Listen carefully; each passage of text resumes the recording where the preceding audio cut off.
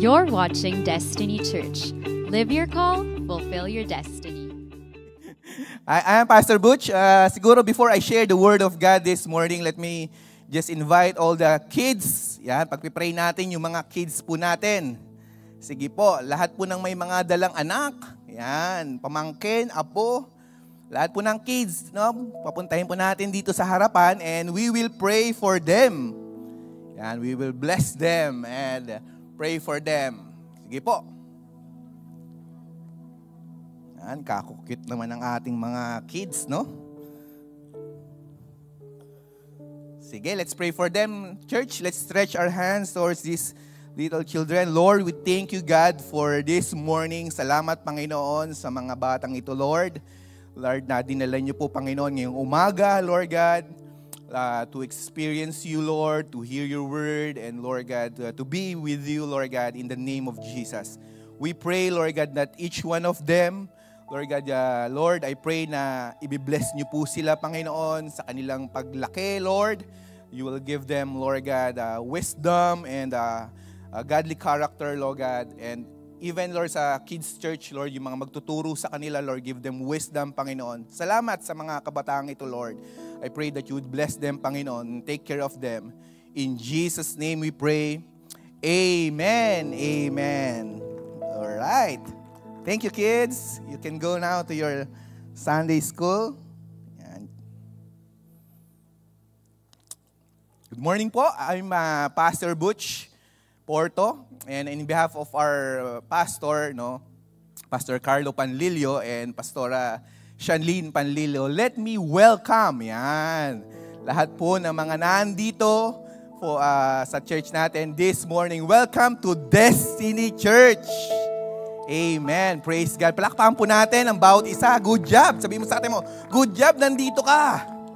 Sa lahat ng nakikinig po online, no, good job at nakikinig ka. No? Sana makasama ka namin soon dito, no? Physical, no? Mag-service tayo.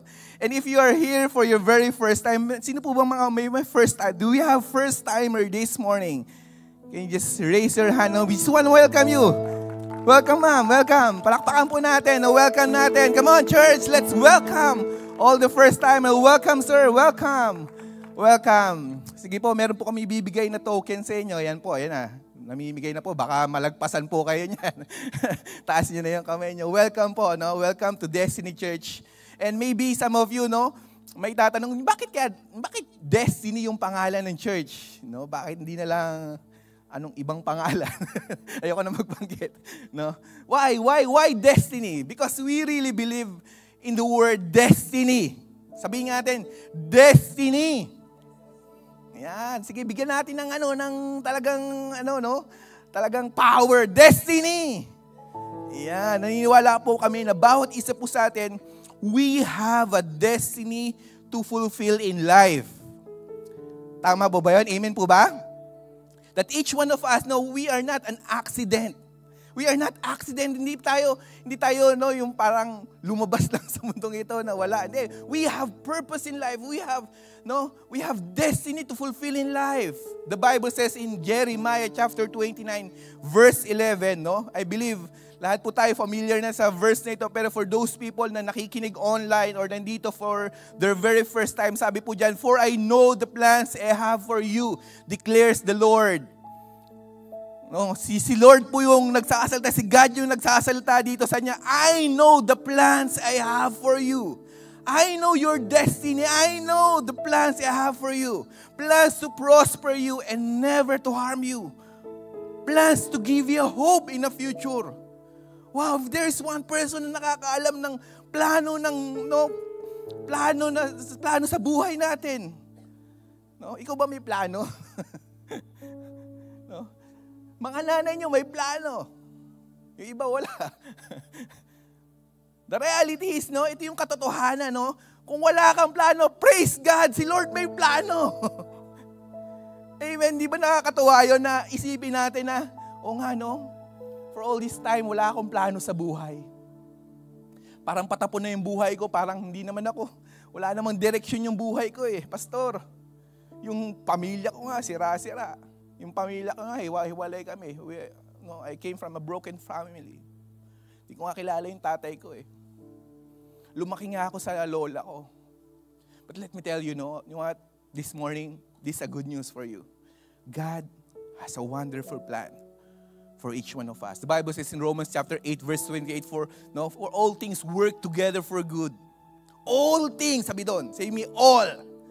Lahat ng bagay nagkakalakip-lakip, no? Lahat ng bagay nangyayari sa buhay natin. Walang bagay na hindi nangyari sa buhay mo na walang kabuluhan. Lahat, sabi doon, for all things work together for good to those who love God and called according to His purposes. Wow! Kaya pala, sometimes kahit na pangit yung nangyari sa buhay mo, hindi naman lagi maganda yung nangyayari sa buhay eh. No? Real talk lang, may mga bagay na masama, hindi maganda. Pero at the end, if you are in the center of God's will, you will say, Lord, thank you. Na-experience ko tong bagay na to. Thank you. Ito yung naging resulta. Salamat, Panginoon. Meron kang napakagandang plano for me. Amen po ba? Amen? Palakpakan po natin ang Panginoon. This morning, we have a good time last Sunday. We talk about, ano ba yung last Sunday? We talk about Mother's Day. We talk about the character of God through our mothers. Diba? Tama po ba? Sino mga na-bless last Sunday sa message? Nag-attend ka ng 10, nag-attend ka ng 1 o'clock, nag-attend ka sa Destiny North, Destiny South, same message. We talk about yung character ng mga mother natin. Na ito yung character ni Lord na pinakita sa ating mga magulang, sa ating mga mothers. Tama po ba? Were you blessed? This morning, we will continue with highlighting the character of God. But specifically, makikita natin to sa mga babae sa Biblia. Makikita natin in the coming weeks, we will talk about notable women in the Bible. Are you excited? Parang hindi yata kayo excited. Sige po, manalangin po muna tayo. Can I invite everyone to stand up right now? Let's pray. Manalangin lang po tayo. Stand up right now. Let's pray.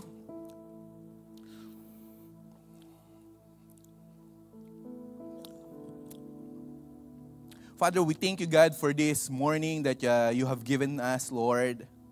Salamat, Panginoon, sa buhay ng bawat isa sa amin ngayong umagang ito. Alam po namin, we know that this is not an accident that we are here.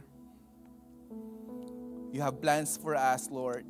You have a word, Panginoon, this morning for each one of us. I pray that your word, Lord God, will become active. Lord, we know that your word is active, alive, sharp, Lord. Sharper than any double-edged sword. Lord, it will pierce through our hearts, O God. And this morning, Lord God, we pray, Lord God, that let our hearts be open to your word, Lord. Buksan niyo po ang puso ng bawat isa sa amin. Ano po yung pangangailangan ng bawat isa sa amin, Panginoon. Lord, whatever our needs this morning, O God, we pray, Lord God, that you would meet our needs, Lord God, emotionally, physically, spiritually, Lord. In the name of Jesus, I pray for your presence, Father God. Have your way, Holy Spirit. We pray, O God, that you would minister to each one of us, that you would touch us, Lord. Wala pong isa sa tao na nandito, Lord, na hindi niyo po maihihipo ngayong umagang ito. Dalayan po namin, Panginoon, and we submit to your will, O God, and to your word. We thank you for this morning. In Jesus' name we pray. Amen. You may be seated. Yan. My title for this message is about reflecting the character of God, remarkable women in the Bible. But today, pag-uusapan natin isang babae lang muna, Pag-uusapan natin kung ano yung ginawa niya, kung ano yung mga, bakit nga ba yung buhay niya talagang, naisulat siya sa Hall of Faith, Talagang notable yung buhay niya. Talagang makikita natin kung paanong ang Diyos ang kumilos sa kanyang buhay. Pag-uusapan po natin this morning. Last week, I shared about yung verse sa Bible in Genesis chapter 1, verse 26 to 27. If you have your Bible with you, can you please turn your Bible to Genesis chapter 1, verse 26 to 27. Sabi po dito, "Then God said, let us make human beings in our image to be like us. They will reign over the fish in the sea, the birds in the sky, and livestock, all the wild animals in the earth, and the small animals that scurry along the ground." So God created, verse 27, so God created human beings in His own image. In the image of God, He created them, male and female, He created them. No? Ito po yung verse patungkol sa kung saan nilikha ng Panginoon ang bawat tao, ang bawat hayop, ang bawat mga lahat, nilikha niya, pati mga bagay sa mundong ito. And sabi dito, nilikha niya yung tao. Sabi niya, nilikha niya yung tao in His very image and likeness. God created human beings in His own image. Na yung character ni Lord, nung nilikha niya yung tao, nilikha niya ayon sa kanyang wangis, ayon sa kanyang likeness. Na posible pala na yung character natin maging, yung character ng Diyos, pwede pala sa atin. Pwede pala nating ma-adapt yung character ni Lord because we are created in the very image and likeness of God. Minsan kasi naririnig natin, hindi naman ako mabait, di ba? Hindi naman ako Diyos, hindi naman ako banal, o ganyan. Di ba? Nakarinig ba kayo mga kaibigan nyo, nagsasabi ng mga ganon. Pero hindi, meron pala tayong capacity na ma-adapt yung mga character ni Lord. Amen? Yung mga attributes ni God. That's why last time, we talk about our God as a compassionate God.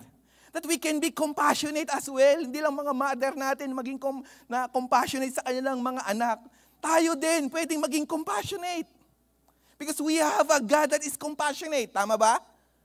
Amen? That we can comfort. We can care for them. Tama po ba? Are you there? Are you still there?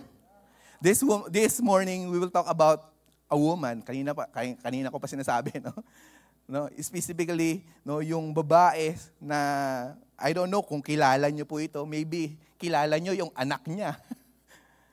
Famous kasi yung anak niya. Pero itong babae na ito, sobrang tindi ng pinagdaanan niya. Sobrang tindi ng mga ginawa niya. Kaya siya naging notable woman in the Bible. Kaya siya naisulat sa Hall of Faith. Ang name niya po ay si Jochebed.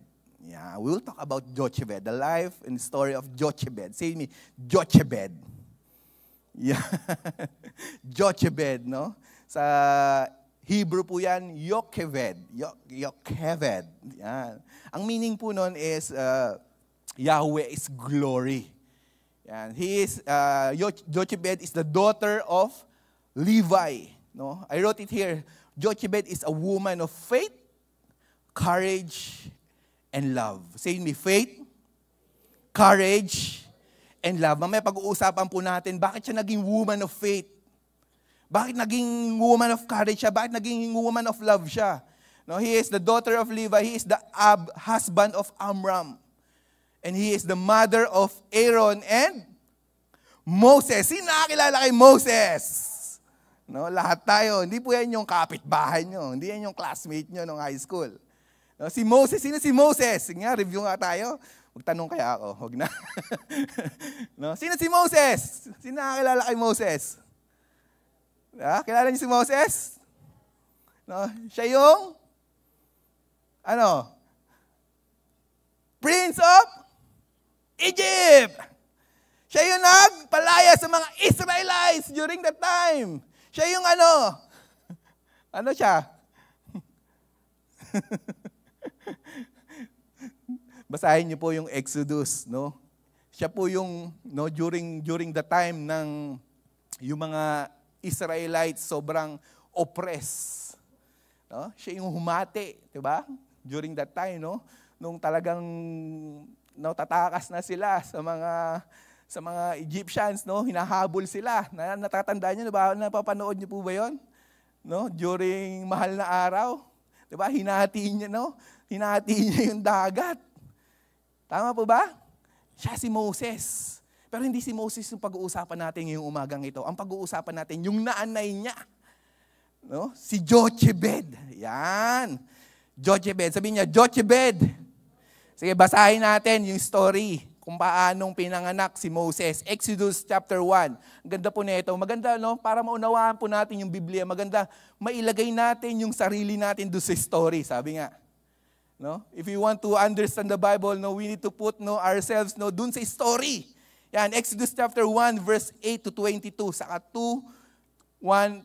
chapter 2, verse 1 to 8. Sabi po dito, the birth of Moses. Are you there? Then a new king, to whom Joseph meant nothing, came to power in Egypt. Sabi niya, look, he said to his people, the Israelites have become far too numerous for us.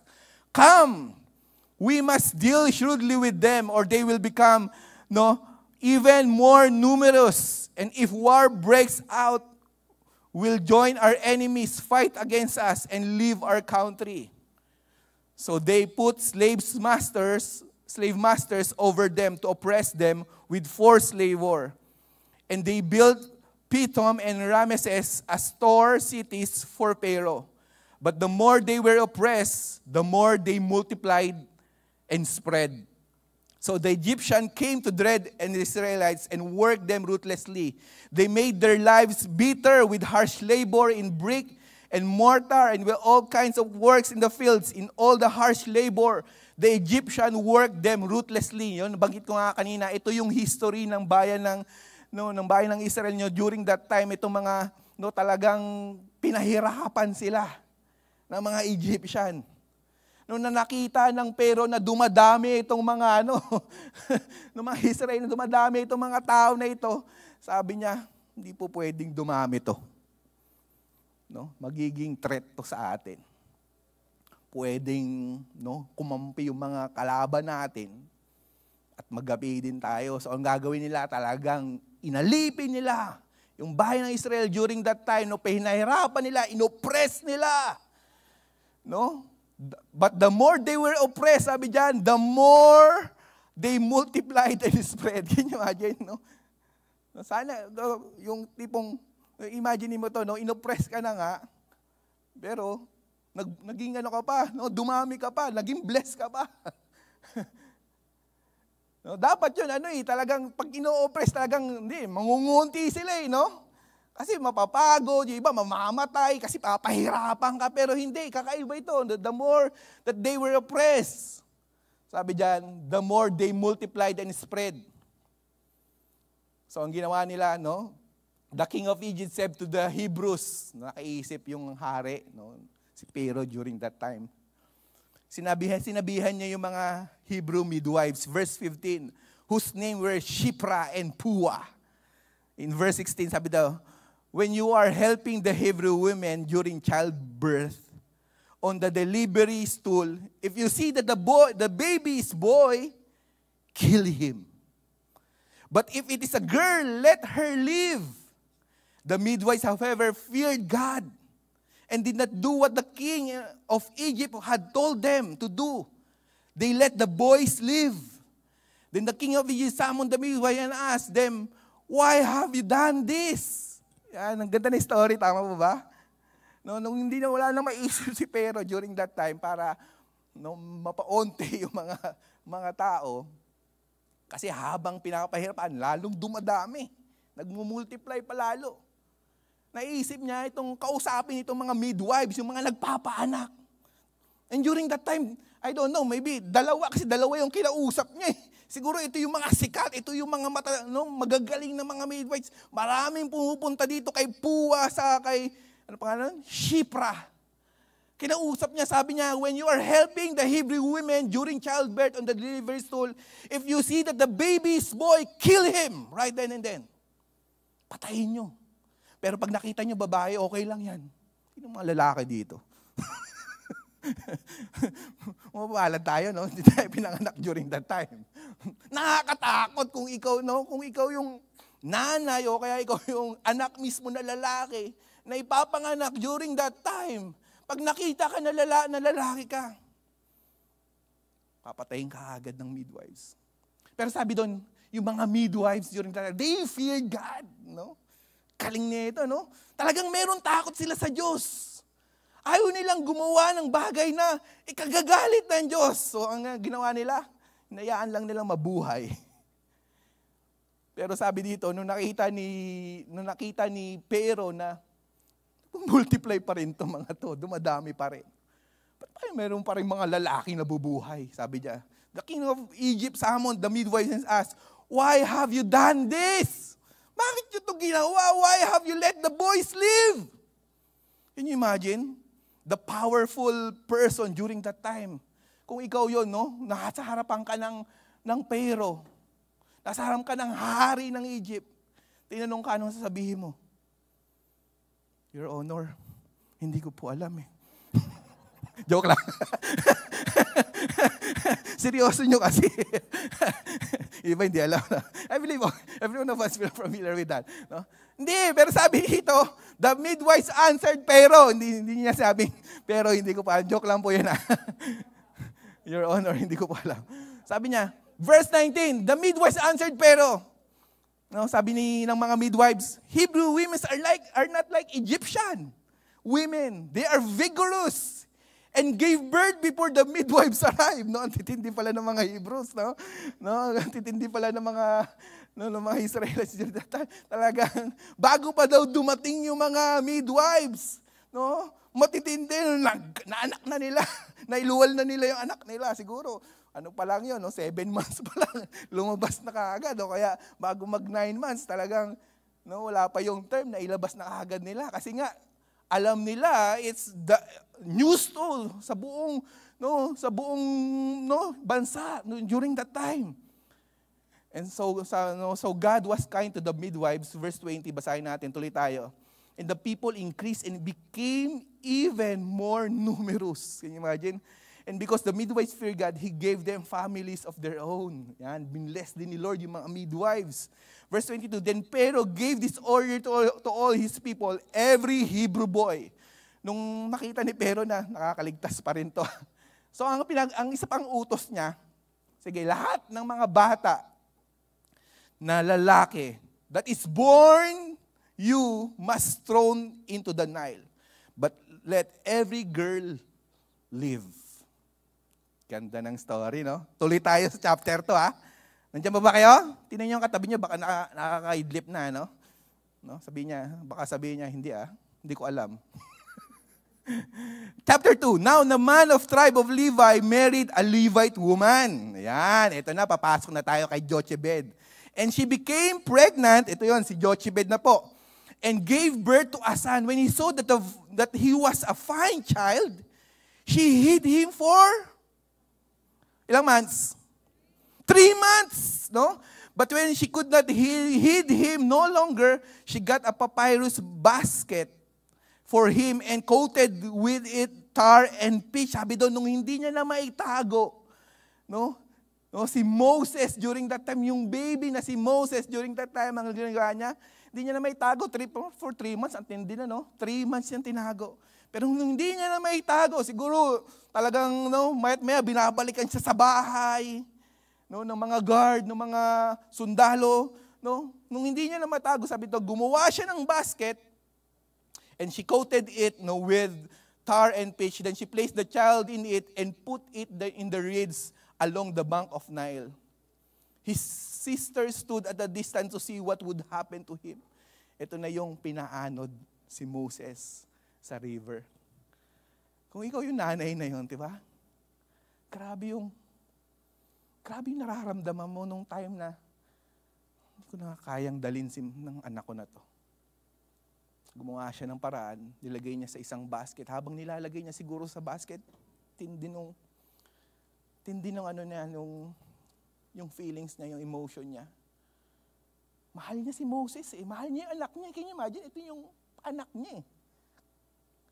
Gagawin mo ba sa anak mo yun? And during that time, nandun lang yung faith niya, nandun yung pag-ibig niya sa kanyang anak. And sabi doon, her sisters stood a distance to see what would happen. Then Pharaoh's daughter, nung time na kailangan niya nang i-let go. Lumutang naman si Moses, praise God. hindi naman lumubog yung basket. Pero sabi doon yung kapatid niya, inabangan. Inabangan kung saan mapupunta si Moses. At saktong-sakto naman sabi dito, no? Then his sisters asked Pharaoh's daughter, no? And then verse 5, sorry. Pharaoh's daughter went down to the Nile, no? The Pharaoh's daughter went down to the Nile to bath. At nagkataon nung yung anak ni Pharaoh, yung hari during that time, nagkataon na naliligo. I don't know, maybe sinadya siguro ng nanay ni no? Sinadya siguro ng nanay ni Moses, ni Jochebed na nandun yung anak ni Pharaoh. Baka kuhanin sakali siguro. At sakto nga, nung nakita nung anak ni Pharaoh, nung daughter ni Pharaoh and her attendants walking along the river, she saw a basket among the reeds and sent her female slave because the baby was crying. No? Madrama yung story na parang napapanood lang natin sa mga pelikula. No? And she opened and saw a baby, he was crying, and she felt sorry for him, for this one is the Hebrew baby, she said. Then his sister asked Pharaoh's daughter, shall I go and get one of the Hebrew women to nurse the baby for you? Nakita nila, no? Kinuha nila si Moses.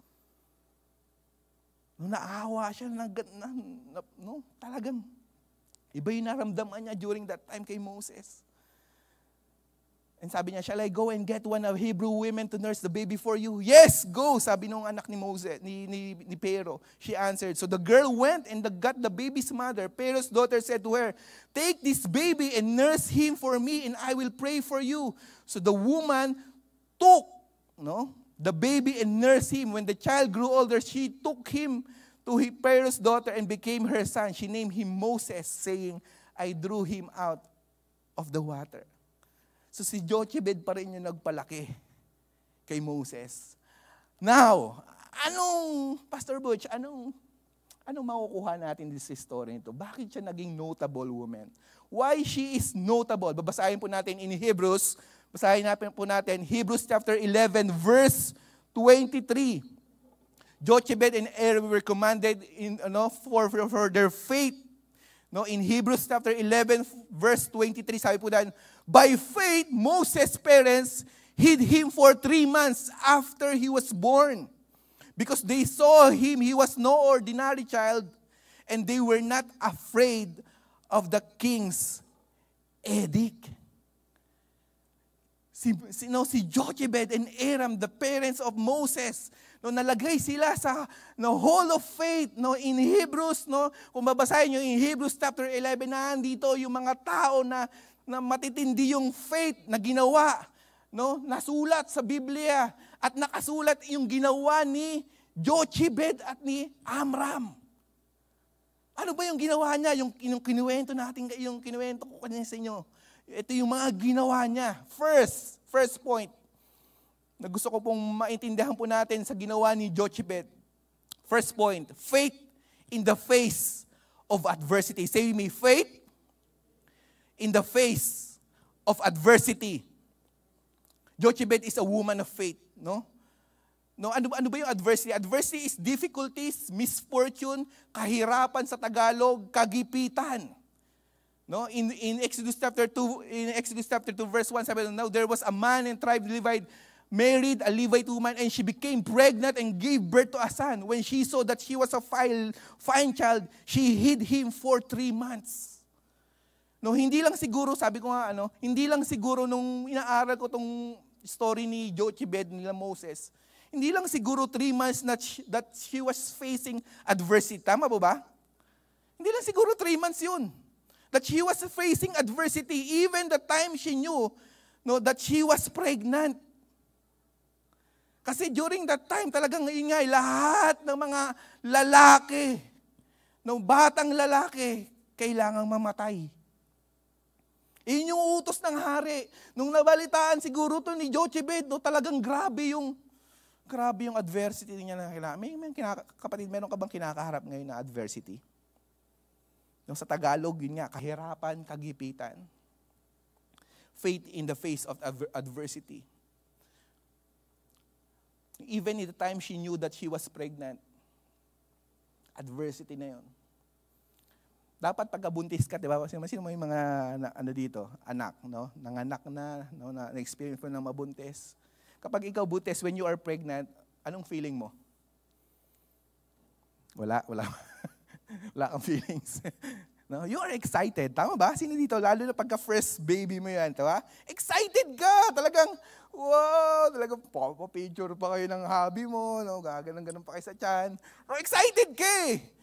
Talagang ini-imagine mo na, malayo pa lang, bibili ka na ng mga, no, ng mga damit ng baby. Iniisip mo, babae ba to, lalaki, no? Bibili mo, excited ka na. No? Talagang, ini-imagine mo na, no? But, no? Grabe yung yun nga. Happy ka, there is anticipation. It's very joyful and fulfilling experience. But not with Jochebed. During his time, he's facing, no? Sobrang adversity, no? Sobrang kahirapan, sobrang kagipitan sa buhay niya. He's facing a great adversity in her life.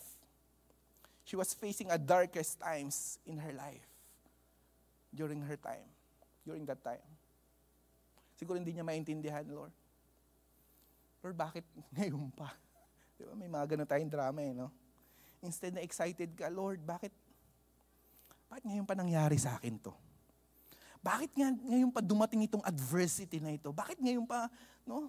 Kung kailan na talagang dapat happy na yung buong pamilya, bakit? Lord, why? Why me? Diba? Have you ever asked that question, Lord, why me? Maybe during that time, no, Jochebed asked the same question, Lord, why me? Why me? No? Adversity has positive and negative impact to a person. Ano nga ba yung positive and negative impact ng adversity? First, the negative. What is a negative impact to a person? No? Have you ever experienced adversity in your life? Anong naramdaman mo? Anong na-experience mo? Emotional strain. No, adversity can trigger a feeling of hopelessness. No, kapag mayroong adversity, talagang you will feel hopeless. Tama ba? Sino dito pag may adversity talaga, may adversity? Hindi. Talaga iba yung ano niya, yung impact niya sa iyo eh. It can trigger feeling of hopelessness. Helplessness. Yung feeling mo parang, Lord, walang tutulong sa akin dito, pustahan. ibang problema to, laking utang ko. No? Nanay ko nag-aaway. Tanggal ako sa trabaho. Bumagsak ako sa academics. Adversity yun eh, tama ba? And sometimes you feel hopeless. Lord, parang wala nang pag-asa. You feel, nandun yung feeling ng anxiety. Have you ever experienced anxiety? Nagkaroon ka ng anxiety? No? Depression. Yan. Sa panahon natin, dami yan. Dami mga tao na-experience ng iba't ibang klaseng, yan nga, sadness, depression, anxiety. Ano pa? No? Negative impact to a person, loss stability. Difficult situation can disrupt person's sense of security and control. No, when there's a adversity that comes into your life, no, you feel parang ramdam mo wala nang bukas. Feeling mo hindi ka secure. Anything can happen. Feeling mo mamamatay ka na. Siguro yung time na-experience ito ni Jochebed na nung pinag-utos ng hari na patayin lahat ng mga batang lalaki.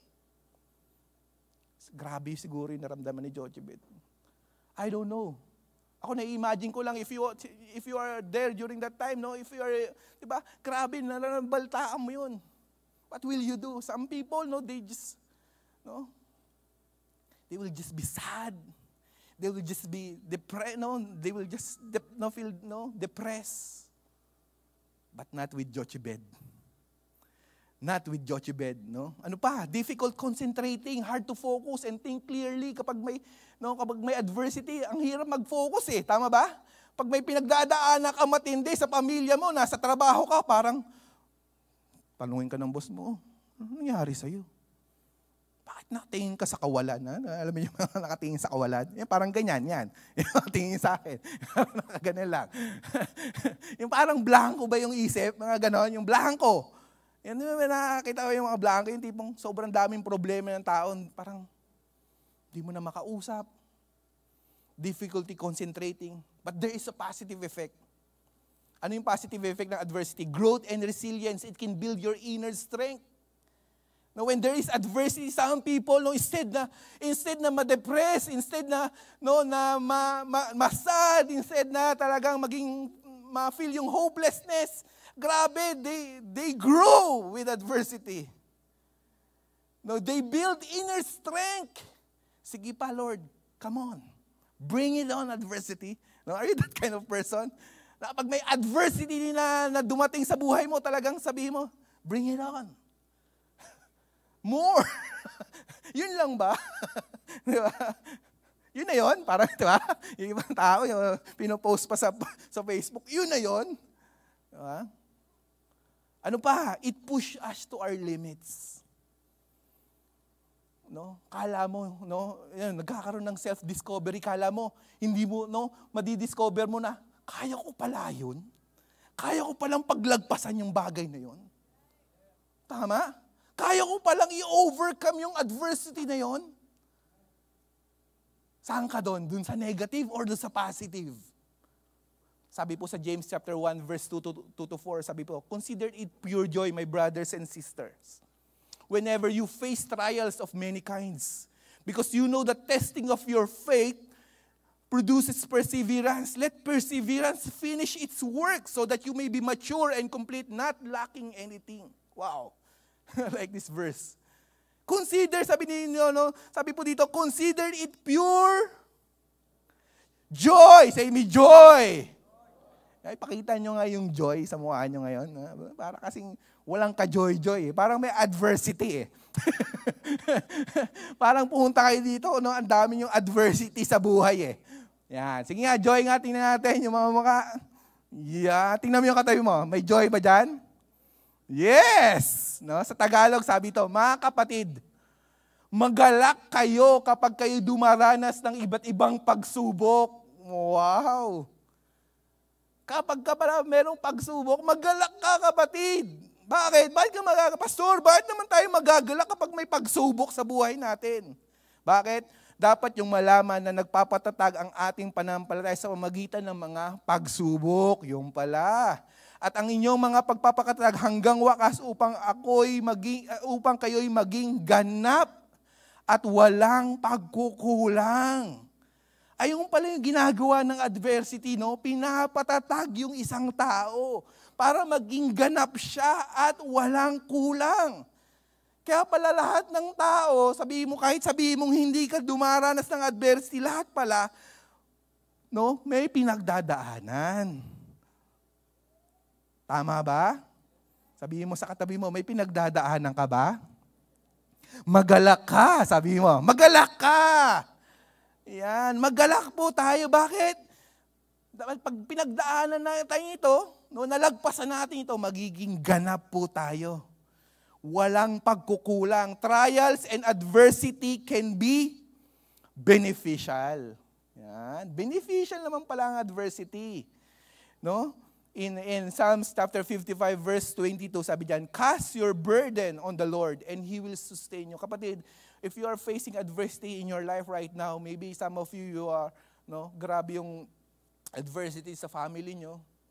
May problema kayo sa pamilya. Ikaw as a person, may trabaho sa trabaho mo, pag-aaral mo. Sa parents mo. Sabi din sa Bible, no, in verse 22 ng Psalms 55, cast your burden on the Lord and He will sustain you. He will never permit the righteous stumble. Amen. Hindi ka pababayaan ng Panginoon. During that time, no, si Jochebed, hindi siya pinabayaan ni God. Hindi niya pinabayaan na yung anak niya mamatay na si Moses. Because sino ba si Moses? No, later on, Moses will be the greatest deliverer of Israel during that time. The greatest deliverer. No? Paano na lang kung namatay yung greatest deliverer? Wala na. Amen. Alam ng plano, may plano si Lord sa buhay mo.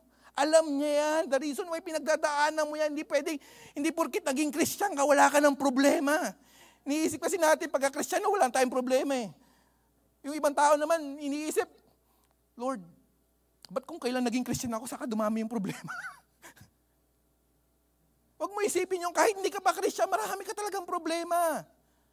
Ang advantage mo lang ngayon, alam mo na kung paano i-handle. Alam mo na kung paano magtiwala sa Lord. Ngayon na Kristiyano ka, you have relationship with God. You know how to cast your burden on the Lord. Amen. Hindi mo na sinasarili yung problema. Pag may problema ka, may adversity ka pinagdadaanan, Lord, I offer this to you, Lord. I surrender this to you. I know you will sustain me. I know you will never permit the righteous stumble.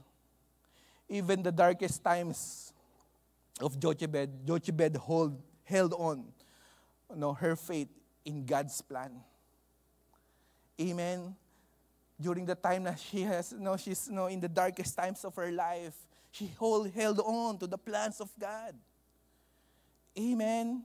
Held on her faith in God's plan. In Hebrews chapter 11, verse 1 to 2, sabi to, now faith is the confidence of what we hope for and the assurance about we do not see. This is the ancients who were commended for. Sa Tagalog, ang pananampalataya ay pagtitiwala sa mga na mangyayari ang ating inaasahan at katiyakan tungkol sa mga bagay na hindi nakikita. Kinalugdan ng Diyos ang mga tao noong una dahil sa kanilang pananampalataya sa Kanya. Amen po ba? Jesus also faced adversity. Do you know? During her time, his time here on earth. In Mark chapter 14, verse 33 to 34, sabi doon, he went with Peter and James and John and began to deeply distressed and troubled. Sabi doon, my soul is overwhelmed with sorrow to the point of death, he said to them.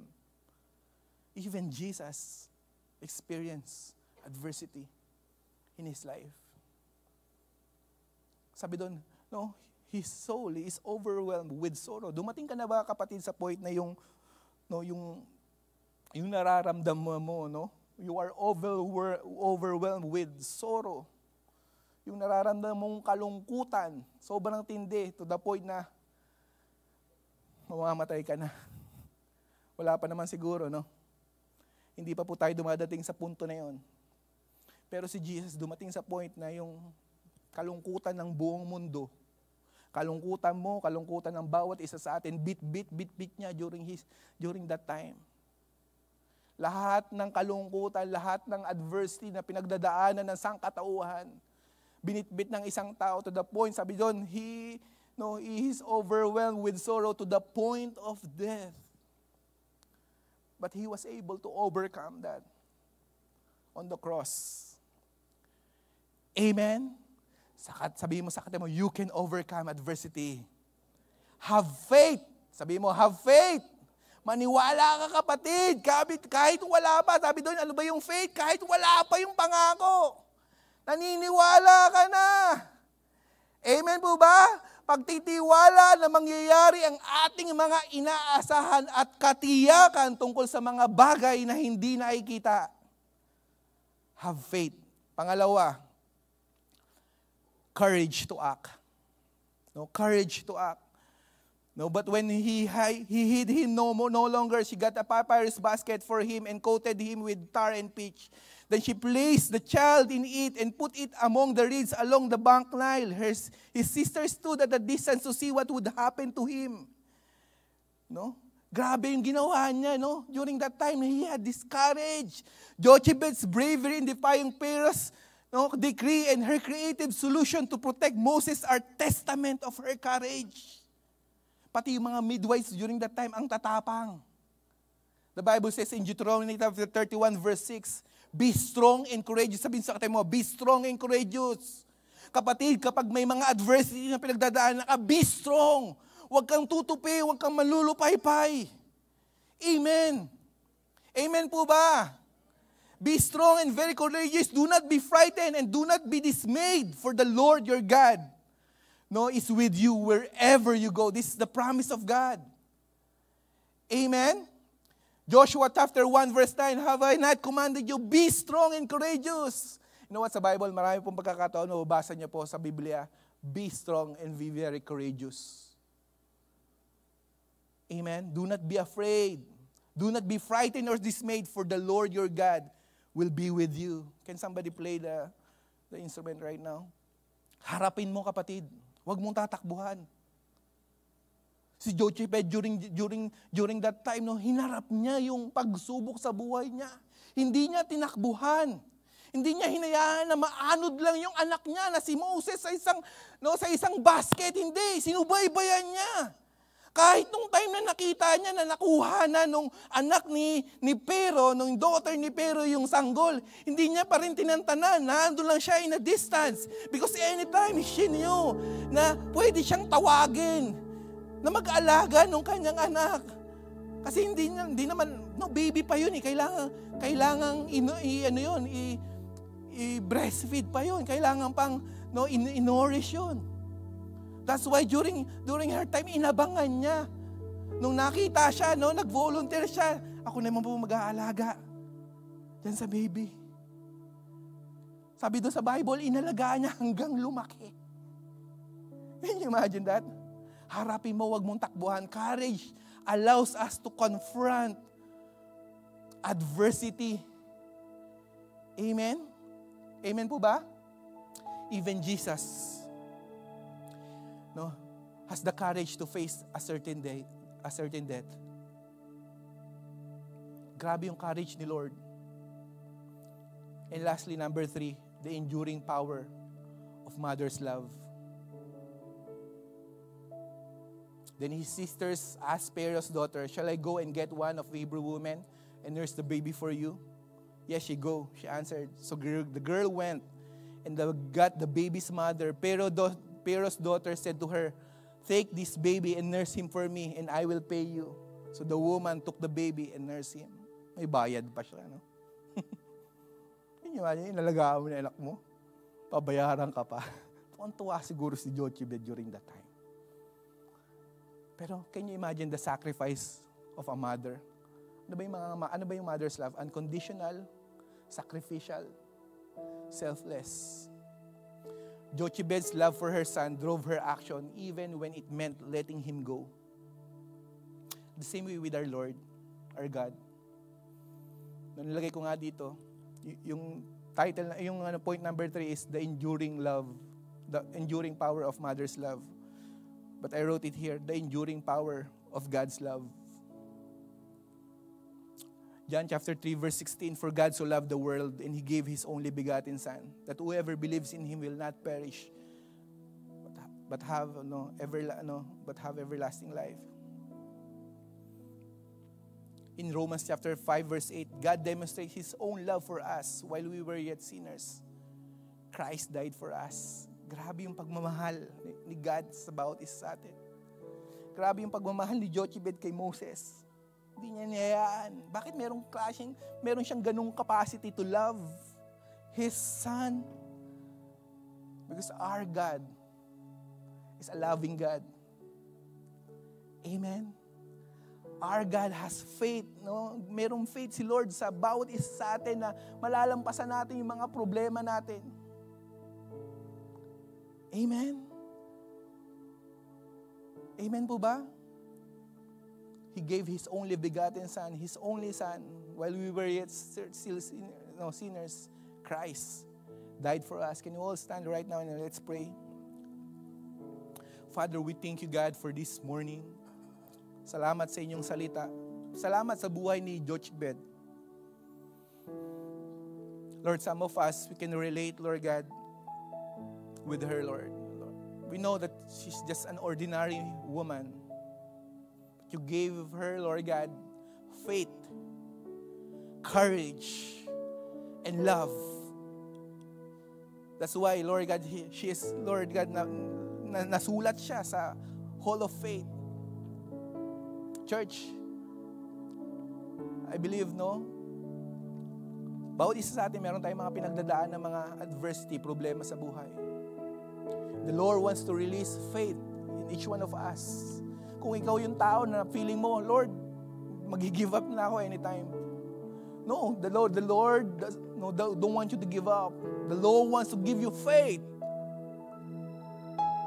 Because He knew that you can overcome. He believes in you. Lord, Father God, I pray that this morning, Lord, if you are that person you feel, Lord, like giving up. You're facing a great adversity in your life. I want you to just raise your hand as a sign. Lord, give me faith, oh God, to overcome this adversity. Lord, I surrender this adversity to you. Lord, I cast this burden to you, Lord God, in the name of Jesus, oh God. Lord, give me courage, oh God, to act, Lord God. In Jesus' name, Lord. Lord, give me, Lord God, courage, oh God. Give me faith, Panginoon, to believe that nothing is impossible with you, Lord, in Jesus' name. Come on, church, let's raise our hand to the Lord as a sign. Lord, give me faith, oh God, to overcome obstacle, to overcome, Lord God, difficulties, problems in my life, Lord, in the name of Jesus, Lord God. Lord, release your faith to your people right now. In Jesus' name. Let faith arise.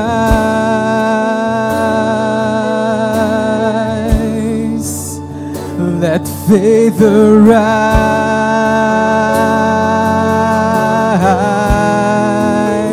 Let faith arise.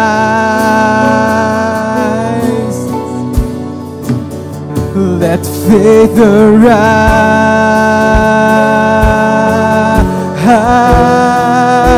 and I lift my hands to believe again. You are my refuge, you are my strength. As I pour out my heart, these things I remember. You are faithful, God, forever. And I lift my hands to believe again. You are my refuge, you are my strength. And as I pour out my heart, these things I remember. You are faithful, God, forever. So let faith arise, let faith arise. Open my eyes, open my eyes. Let faith arise, let faith arise. Open my eyes, open my eyes. And I lift my hands to believe again. You are my refuge, you are my strength. And as I pour out my heart, these things I remember. You are faithful, God, you're faithful, God, forever. Yes, God, Lord, I pray that you would release faith, oh God, in the name of Jesus, Lord. Increase our faith, Panginoon. Give us courage, oh God, Lord. Nothing is impossible with you, oh God. In the name of Jesus, Lord. In Jesus' name. Come on, right now, just continually surrender all your burden to the Lord. Surrender all your problems, all your difficulties to God. Walang imposible sa Panginoon. Tandaan niyo yan. Nothing is impossible with God. Right now, believe. Believe. Have faith. Have faith right now. Have faith right now. You're believing for healing. Come on, have faith. In the name of Jesus, Lord, some of us, we experience sickness right now, Lord God. I pray for healing, Lord. In the name of Jesus, oh God. In the name of Jesus. Thank you for your healing, oh God. Lord, in Jesus' name, set us free, Lord God, from death, oh God, in the name of Jesus, Lord. Even for those who are broken, Lord, broken-hearted, oh God. Lord, would you heal, Lord, your people, oh God. In the name of Jesus, Lord.